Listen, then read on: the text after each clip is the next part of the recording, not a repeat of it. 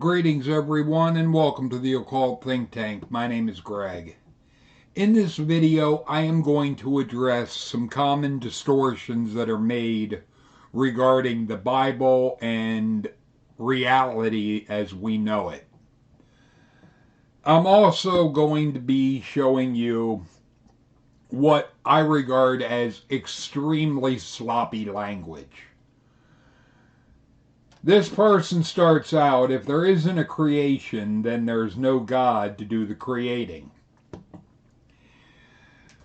The language and terms that they're using are very sloppy. Because to try and toss around the word creation and creator,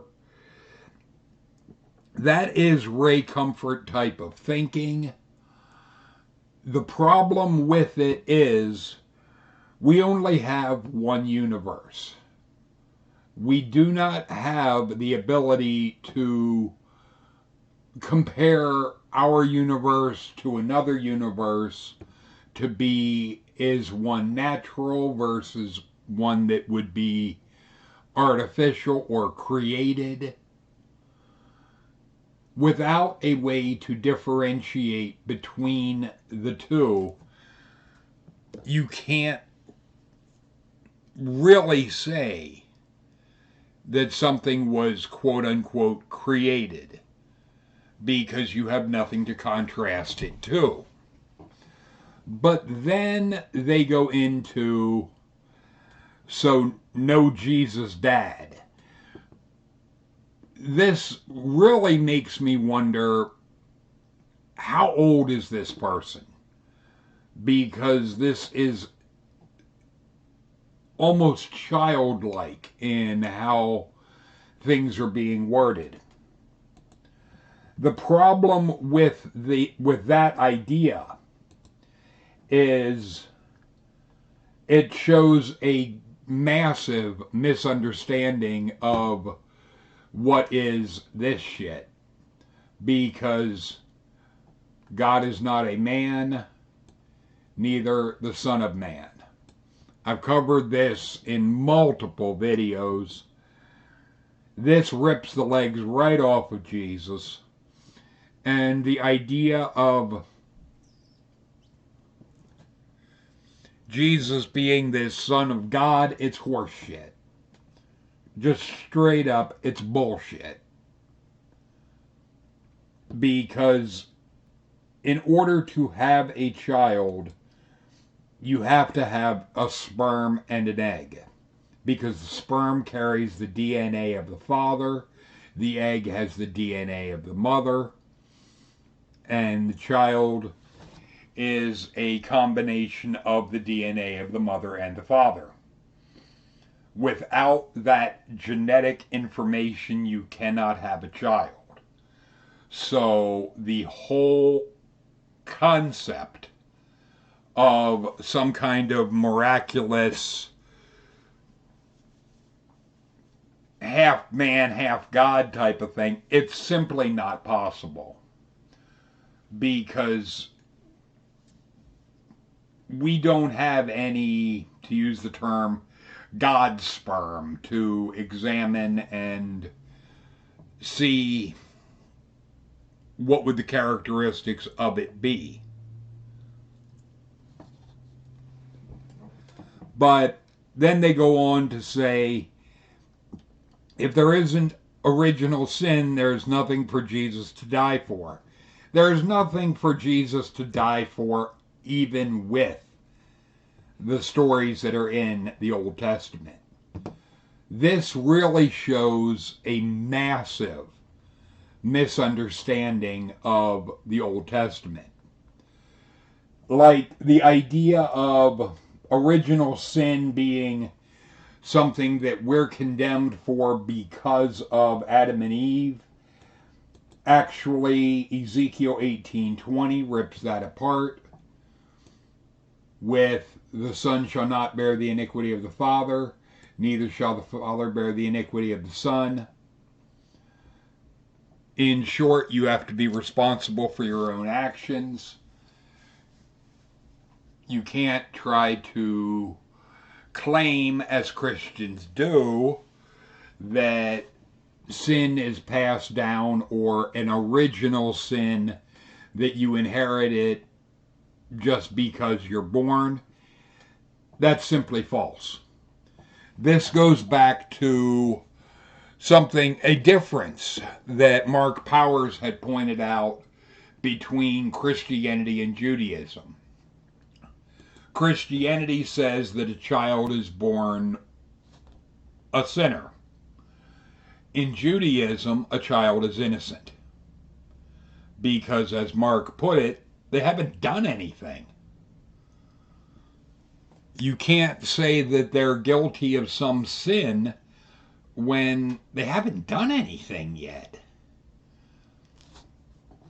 The idea of inheriting sin and so forth, it is a bullshit concept that is entirely Christian. It is not Jewish.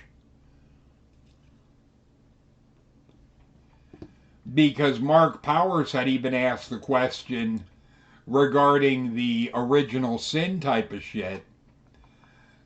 The idea that Eve ate an apple, even though the word apple is not in Genesis. He had asked me at one point, would eating an apple today be a quote unquote sin? If that was the original sin, you would think eating apples would be like eating pork. So, and since that's not the case, because there's no mention of an apple in any of this shit, because really, if you get down to the original sin story, what the original sin really was free will. The ability to recognize this is good, this is evil. That knowledge doesn't give you a disposition towards either. It only gives you the ability to recognize the difference and to be able to make a choice. Dogs, cats, horses, basically animals in nature, do not possess the higher brain function to be able to recognize what is good from what is evil. So they do not have the ability to make what we would call a free will choice. They can only do what I call stimulus response. They can respond to the stimulus of, if you put a treat down in front of a dog, they'll sniff it, and if it smells good, they'll eat it because you put it right under their frickin' nose. They're not making a conscious choice.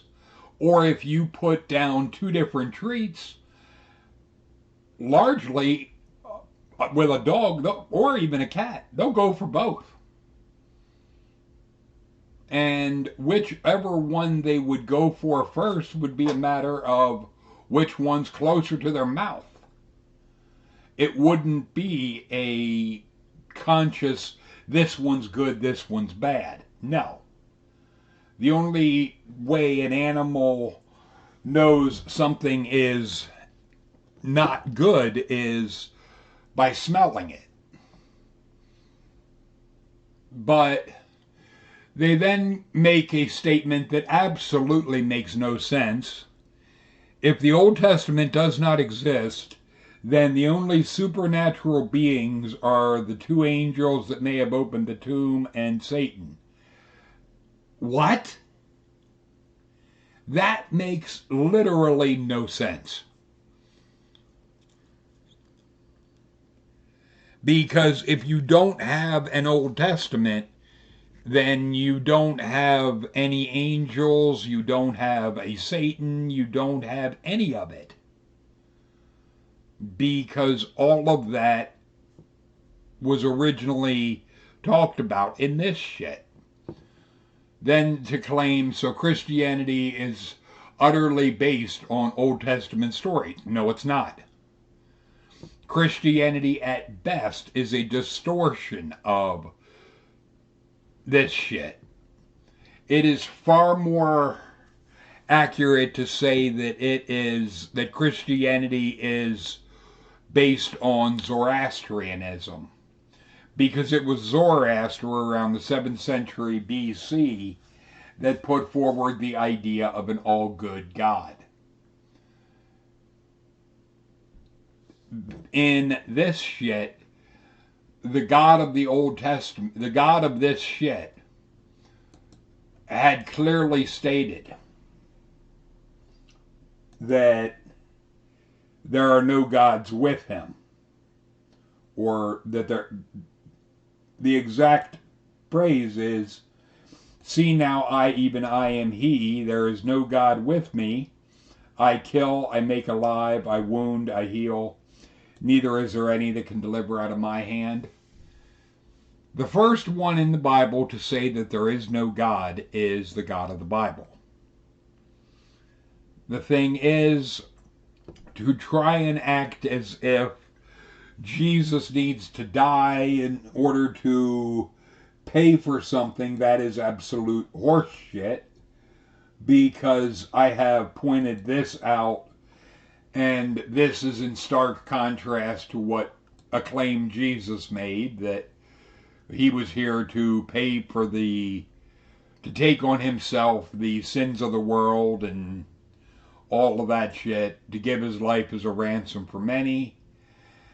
And the God of the Old Testament saying, you can't redeem your brother or give God a ransom for them, because just because you claim to believe in a Jesus does nothing for somebody that your actions hurt. As I have said, the raped woman remains raped, the molested child remains molested, the murdered person remains dead. Why should the perpetrator of those things be able to be forgiven for thinking some idiot died, when those that they hurt have to live with the hurt they caused? It seems like it's all about somebody, and they're pushing their own self-centered agenda. But there's also Ezekiel 18 verse 20 that rips the legs off of the idea of original sin being passed down. And honestly, you can look at it from verse 20 through 23 to get a full, if there would be any idea in this shit of somebody coming along and paying the price for you, it would have been mentioned here. This would have been the perfect place to put it. Since it is not mentioned, and in fact it is expressly stated that you have to turn from the sins you have committed and basically obey the law, do that which is lawful and right. At no point in this is it saying that what you think is going to negate what you do. That is utterly immoral. To say that Christianity is based on the Old Testament is absolutely false. Christianity is based on the idea of you don't have to be responsible for what you do. It is a negation of personal responsibility in favor of fantasy thinking, and an absolute disregard for the harm you cause others. It is 100% self-centered. And the God of this shit is not in favor of torturing anyone. Whereas Jesus, if you don't think as he demands, he's all for you being tortured. So to try and say that Jesus was better than the God of the Old Testament, no. He may have looked nicer on the surface, much like how a con artist may look appealing at first sight. But the one that is really out to do harm to you is the con artist. Somebody that is openly being a prick is not going to trick you near as quickly as somebody that's, I'm here to help you. I'm here to save you. And that's what Jesus was all about. Jesus is an absolute con artist. And it is something to try and say that Christianity is based on this shit shows a massive misunderstanding of what this shit is even about. It's not, I'm not making excuses for Judaism, but comparing Christianity to Judaism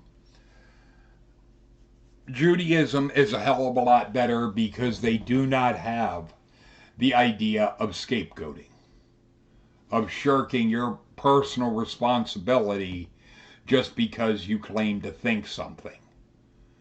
That in and of itself makes it at least better in the grand scheme of things. But feel free to leave your thoughts and comments in the comments section. And thank you to the person that had pointed out the other video had no audio. Talk to you later, people.